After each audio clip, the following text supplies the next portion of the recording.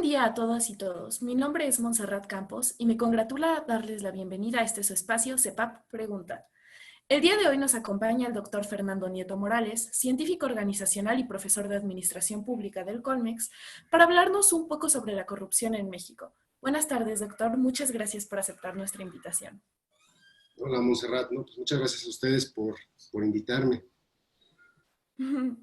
Bueno, doctor, la corrupción se ha convertido en un conflicto que afecta activamente a muchos países alrededor del mundo y que sin lugar a dudas ha provocado grandes estragos en México. Doctor Nieto, usted que ha estudiado de cerca este fenómeno, ¿podría comentarnos qué es la corrupción y de qué forma afecta a nuestro país? Pues mira, hay que empezar diciendo que cuando hablamos de corrupción, hablamos en realidad de un conjunto muy amplio de comportamientos que en términos muy generales pueden definirse como el abuso de lo público para provecho privado. ¿Sí? Es un conjunto en realidad muy amplio que engloba cosas como el cohecho, por ejemplo, el soborno, el nepotismo, el tráfico de influencias, el conflicto de intereses, etcétera, ¿no? Lo que tienen en efecto en común todos estos comportamientos es que están un poco en la frontera entre lo público y lo privado. ¿Sí?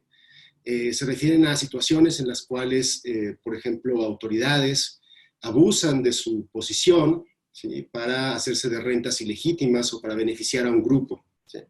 Se refiere también a situaciones en las cuales privados hacen uso de su poder económico, por ejemplo, para ganar prebendas o para ganar acceso a bienes y servicios públicos, o a lo mejor para ganar acceso a privilegios, por ejemplo, un contrato jugoso con el gobierno.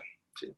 Entonces, a eso nos referimos cuando hablamos de corrupción. ¿Sí? Es un fenómeno complejo, es un fenómeno multidimensional, y como ya te advertía, pues es un fenómeno que tiene distintas caras. ¿Sí? Y por lo tanto es un poco complejo decir, digamos, hacer como juicios generales sobre la corrupción, ¿no? Entonces, ese es el primer mensaje que pondría sobre la mesa. Ahora, lo que sí es cierto y lo que sí sabemos es que este conjunto de comportamientos sí tiene costos muy importantes. ¿Sí? En términos generales, digamos, hay costos económicos, por ejemplo, pérdidas de eficiencia en los mercados, se pierden recursos que podrían haber sido invertidos, por ejemplo, en infraestructura pública de mejor calidad. ¿Sí? Hay también un costo político importante, ¿no? Sabemos, por ejemplo, que dado que la corrupción se correlaciona con la debilidad institucional, es mucho más probable que entornos que favorecen la corrupción también favorezcan otro tipo de conductas indeseables, como por ejemplo la violencia. ¿Sí? Y finalmente hay costos sociales asociados a la corrupción. ¿Sí? Entornos que son más corruptos también tienen que ser más desiguales, por ejemplo. Sabemos que aquellos que se encuentran en una posición más desventajosa en términos sociales o económicos, gente pobre, por ejemplo, o gente que tiene poco capital humano, poco capital social, o que tiene pocos sustitutos a los bienes y servicios que provee el gobierno, tienden a ser personas que se ven más afectadas por la corrupción. ¿Sí? En ese sentido, la corrupción es profundamente regresiva, ¿sí? Es decir, tiende a afectar particularmente a quienes ya de por sí están en una condición vulnerable. Ahora, en términos de tu pregunta, de la última parte de tu pregunta, pues ¿cómo nos ha afectado? Pues nos ha afectado en todos estos rubros. ¿Sí? Muy probablemente, dependiendo de la estimación que uno tome, y hay estimaciones muy graves, digamos, en términos del costo financiero de la corrupción. Hay quien se ha ido hasta el 10%, por ejemplo, el Producto Interno Bruto mexicano, ¿no? Considera que la economía mexicana es la 15ª economía más grande del planeta. ¿Sí? Entonces, cuando hablamos del 10% de esa economía, estamos hablando de una cantidad astronómica de recursos, ¿sí? que muy probablemente se están perdiendo o que están terminando en manos de privados. ¿Sí? Y que en cambio no están invirtiendo, por ejemplo, para mejorar infraestructura pública, para mejorar el gobierno, para mejorar las políticas, los programas. ¿Sí? Y en ese sentido, pues sí es una tragedia a la que nos hemos enfrentado, ¿no? De acuerdo con usted, doctor. Sin lugar a dudas, el fenómeno de la corrupción es un riesgo latente para toda nuestra sociedad y la democracia en general. Tal vez esa sea la razón por la cual muchos gobiernos, y en particular la administración actual, han enfocado sus discursos en estos actos de corrupción. Sin embargo, A pesar de que se critica sistemáticamente a los corruptos y se habla, sin profundizar demasiado, de grandes esfuerzos por erradicarlos, la realidad muestra un fuerte incremento en los casos de corrupción e impunidad en nuestro país. ¿Podría decirme qué medidas ha implementado la administración actual para combatir la corrupción en México? Sí. Pues mira, sí, en efecto, yo creo que le ha sido muy rentable al gobierno actual este discurso en contra de la corrupción, ¿no? Con base en lo que sabíamos antes de la elección, por ejemplo, la elección que llevó a López Obrador al poder, es que la corrupción sí era uno de los tres temas más importantes para los electores, ¿no? Y ciertamente a la luz de lo que pasó el sexenio pasado, ¿no? Y los despropósitos que sucedieron durante el gobierno de Peña Nieto, pues claramente sí era un tema pues que estaba no solamente en la agenda, sino que además yo creo que estaba alto en la escala de indignación de las personas, ¿no? Yo creo que eso también pues, movilizó mucho el voto a favor de López Obrador, ¿no? López Obrador, sin embargo, es decir, a pesar de de que la corrupción ha sido un punto central de su agenda y ciertamente de su discurso, lo dice todos los días literalmente, sin embargo, ha tenido una actitud un tanto extraña en términos de políticas y de acciones concretas del gobierno.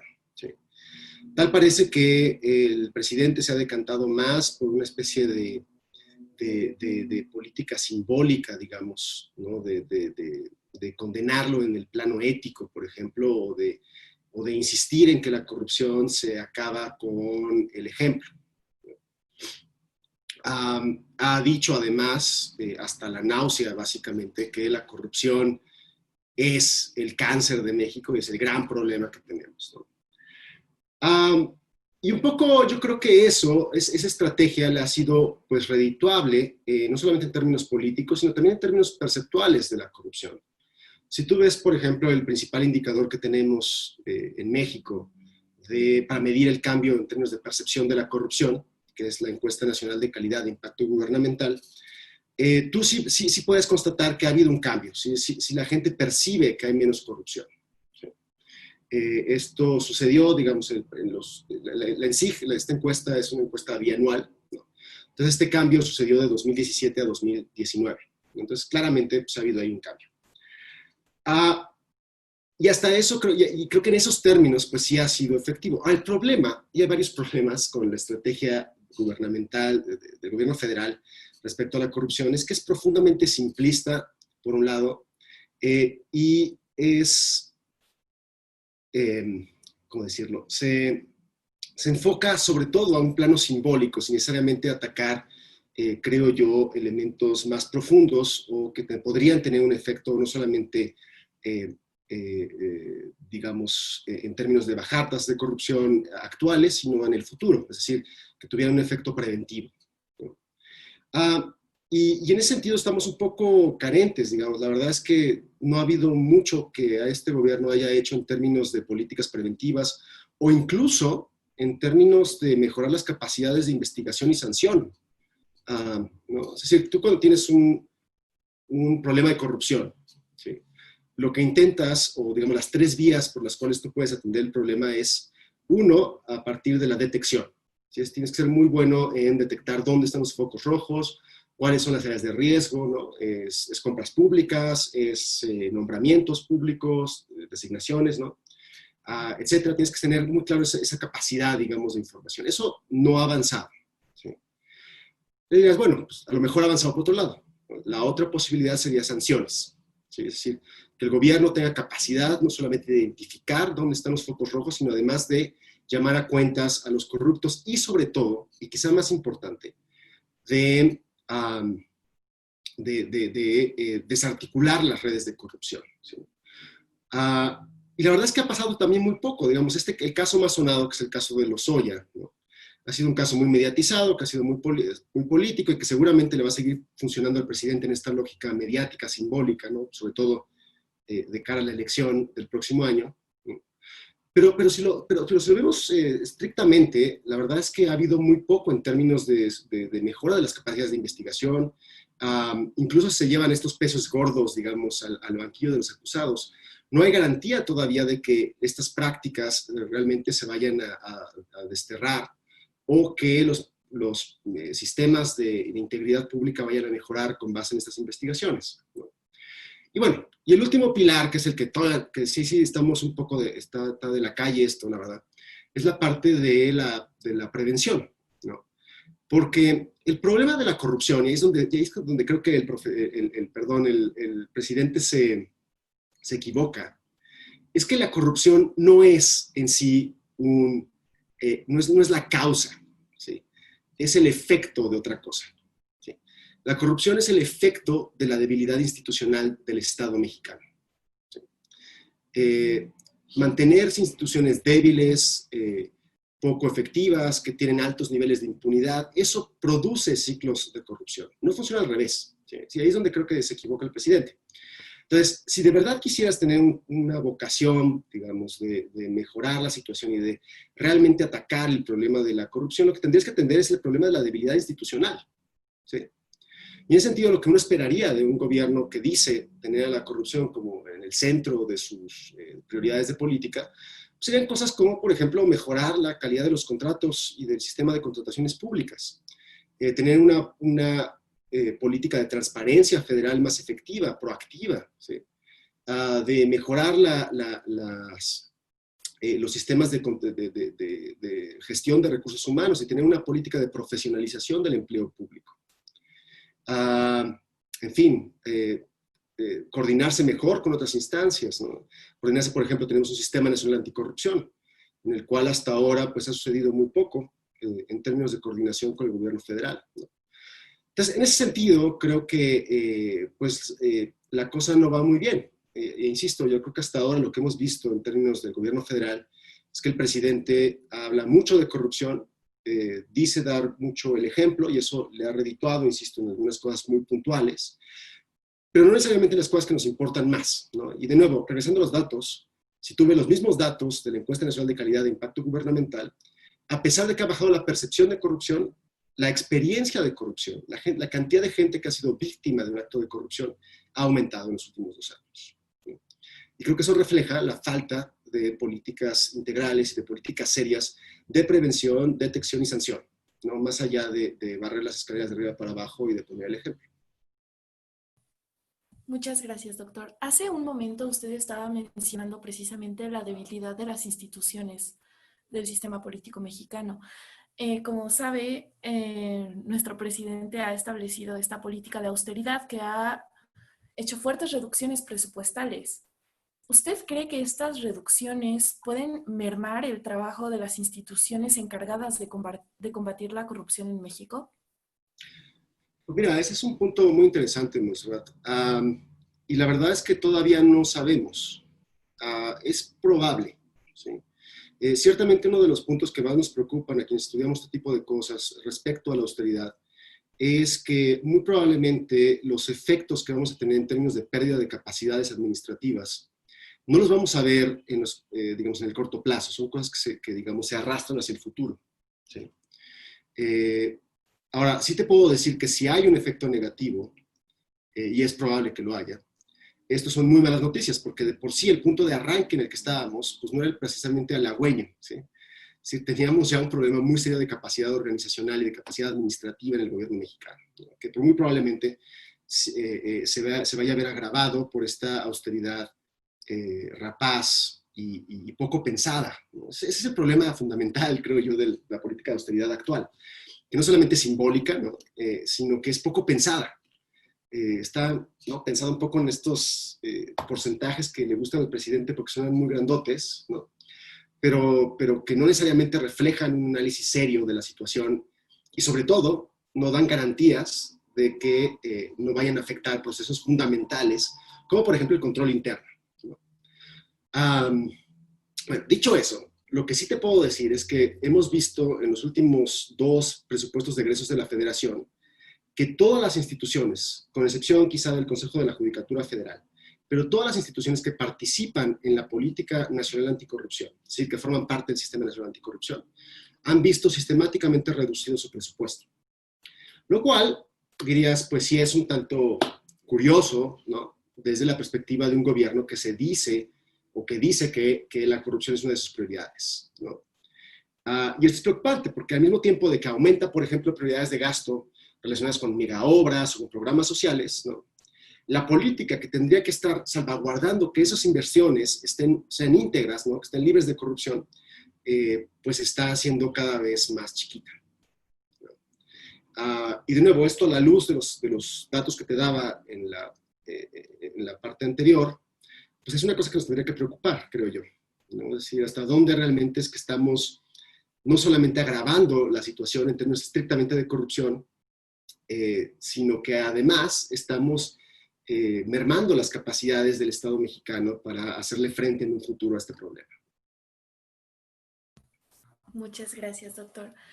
Me gustaría tocar otra vertiente de la corrupción. Bueno, nosotros sabemos que no es algo que se encuentra puramente en la esfera política. Esto ya también tiene sus connotaciones culturales. Se ha vuelto parte del día a día de las personas en México. ¿Usted cree que hay soluciones para erradicar la corrupción desde la raíz?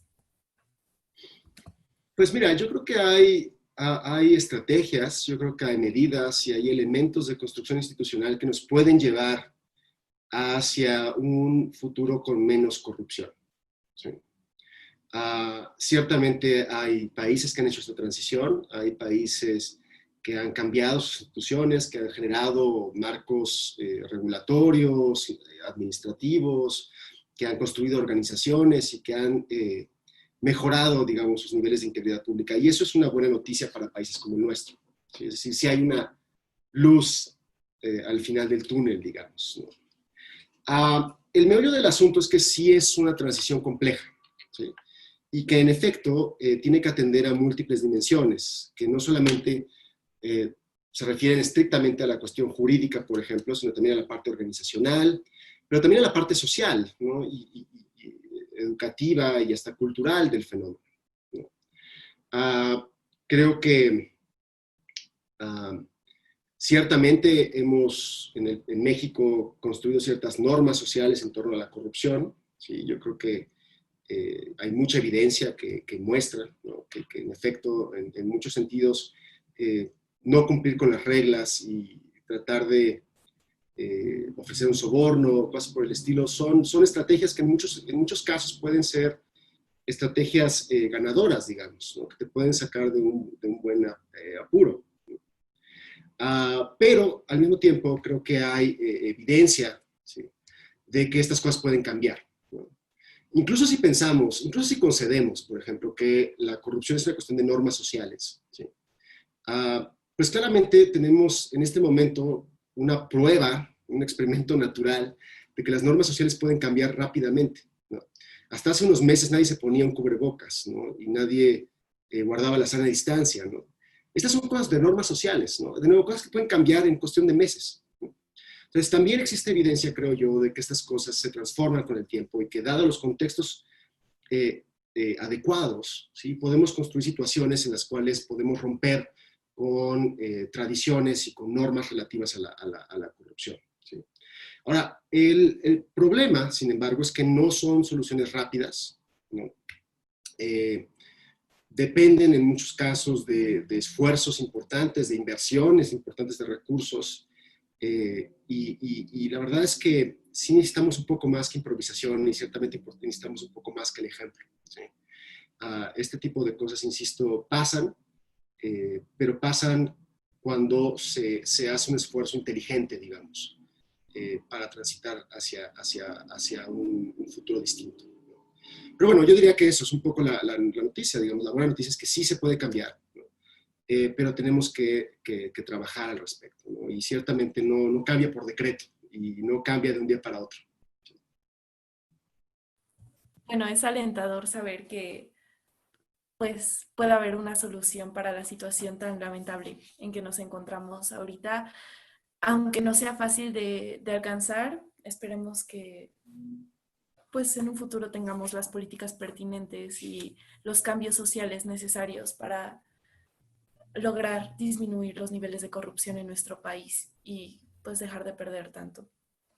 Muchísimas gracias, doctor, por acompañarnos el día de hoy. Es un placer poder conversar con usted y conocer un poco más de este tema que ha sido objeto de polémicas y escándalos en la política mexicana. Muchas gracias a todos por escucharnos. Los esperamos en el próximo podcast de CEPAP Pregunta. Hasta la próxima.